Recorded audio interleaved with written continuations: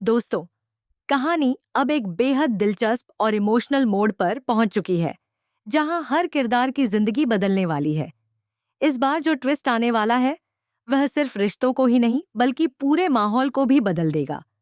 काव्या और आरव अब सूरज से मिल चुके हैं, और हालात ऐसे बन रहे हैं कि ईशा अब पूरे 24 घंटे सूरज के आसपास रहने वाली है।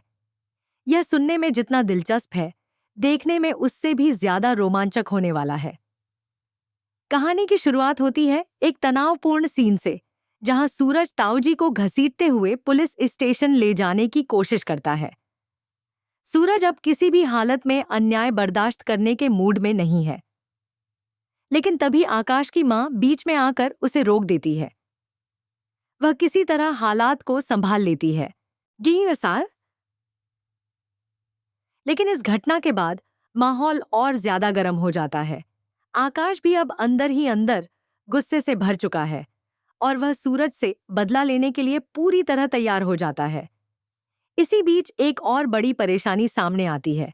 आकाश अचानक माहिका की फीस देने से मना कर देता है। यह बात ईशा को अंदर तक हिला देती है, क्योंकि माहिका की पढ़ाई उसके लिए सबसे ज्यादा जरूरी है। मजबूर होकर ईशा खुद काम ढूंढने का फैसला करती है। वह तय करती है कि चाहे कुछ भी हो जाए, वह अपनी मेहनत से माहिका की फीस भरेगी और उसकी पढ़ाई नहीं रुकेगी।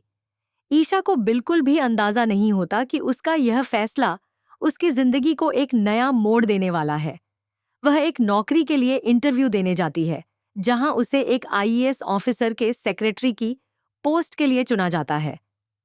यह उसके लिए एक बड़ी राहत की बात होती है, लेकिन असली सरप्राइज तब मिलता है जब उसे पता चलता है कि जिस आईएएस ऑफिसर के लिए उसे काम करना है, ये सीट जो सार सुबाताज सीरियोस है, वह कोई और नहीं बल्कि सूरज ही है। सूरज और ईशा का आमना सामना एक बार फिर होता है, लेकिन इस बार हालात पहले जैसे नहीं हैं।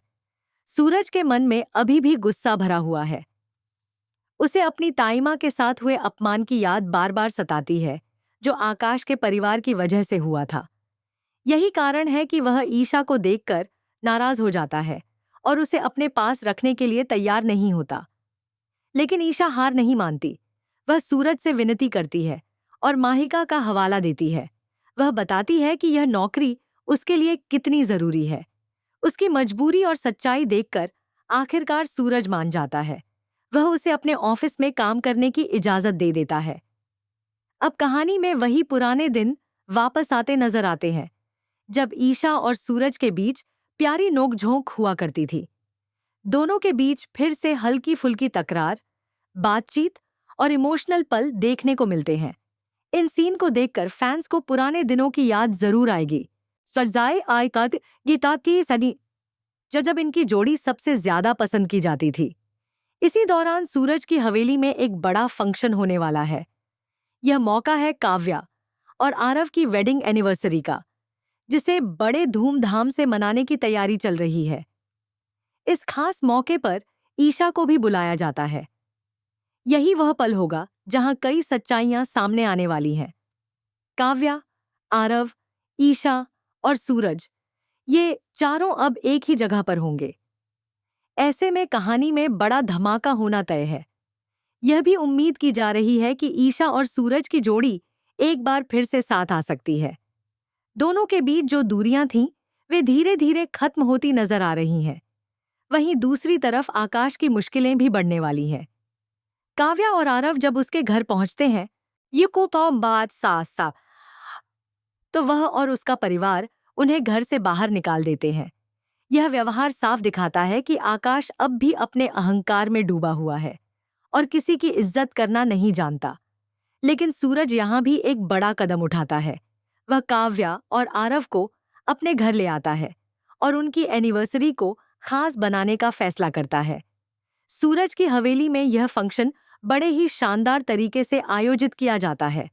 हर तरफ खुशियों का माहौल होता है, लेकिन इसी खुशी के बीच सच्चाई का तूफान भी उठने वाला है। अब कहानी उस मोड़ पर खड़ी है जहां हर किरदार की असली परीक्षा होने वाली है। क्या ईशा और सूरज फिर से एक हो पाएंगे? क्या आकाश की साजिशें कामयाब होंगी, या इस बार उसका खेल खत्म होगा? और सबसे बड़ी बात, क्या इस एनिवर्सरी फंक्शन में वह सच्चाई सामने आएगी जो अब तक छुपी हुई थी? आने वाले एपिसोड्स में आपको इमोशन, ड्रामा, ट्विटर में आरे से ईसाई, रोमांस और सस्पेंस का जबरदस्त कॉम्बिनेशन देखने को मिलेगा। कहानी अब अपने सबसे दिलचस्प दौर में है, जहां हर सीन आपको बांधे रखेगा।